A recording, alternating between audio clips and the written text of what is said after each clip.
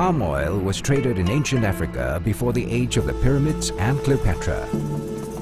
It is native to equatorial West Africa. The oil found its way to Europe, while the seeds moved to South America via the slave trade and to Southeast Asia on European ships in the 19th century. In Southeast Asia's abundant sunshine and rain, oil palms thrived. From the 1960s, boosted by modern farming techniques and the need for rural development, palm oil production has grown by more than 20 times. That kind of progress is almost unheard of in the history of agriculture.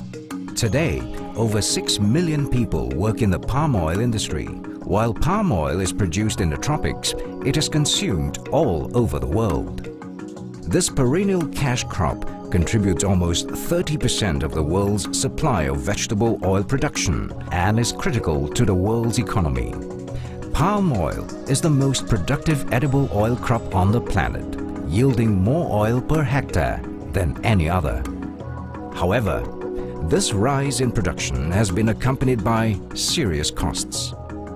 To satisfy the growing demand of the world in general and India and China in particular, palm oil's expansion has hurt the environment and communities.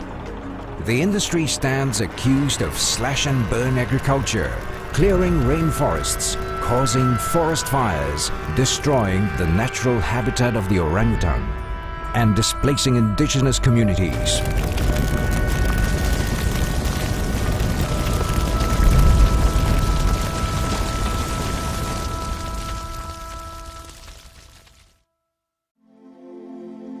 These tensions cried out for a common way forward and resulted in the formation of the Round Table on Sustainable Palm Oil, RSPO.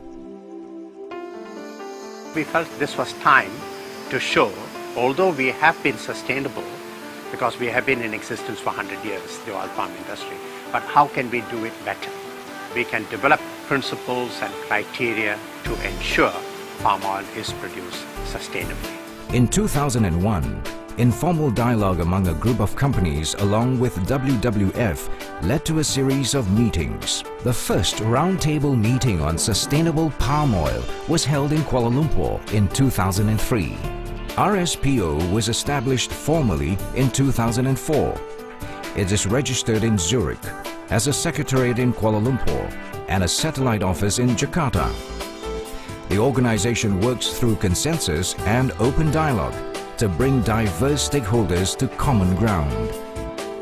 To date, 5 annual roundtable meetings and numerous working sessions have been held, and RSPO is working with all players to create a greener and more sustainable tomorrow. Its guiding principles signify the continuous ongoing efforts that are required from all stakeholders. So, what sustainability practices is RSPO encouraging? Planting of high-yielding varieties of the crop to maximize returns from inputs like water and fertilizer. This is done by using only the most productive mother palm trees to produce hybrid seeds. Use of buffaloes to transport fresh fruit bunches, reducing fossil fuel energy usage and minimizing soil compaction. Management of waste at the milling stage for natural fertilizer.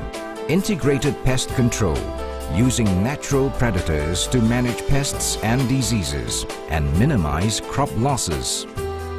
Leguminous crop cultivation to add nitrogen to the soil and protect it from the elements. Zero burn replanting, in which all palms are chipped and recycled to improve soil health and reduce use of inorganic fertilizers. An energy-efficient extraction process where the waste and effluent is converted to biomass and biogas. These processes can yield natural fertilizer too. Advocating safety at work and providing adequate health care to workers. Promoting the protection of biodiversity. Sustaining local communities and the education of children. These measures are common among bigger producers. But RSPO also recognizes the importance of smallholders, who produce 40% of the total crop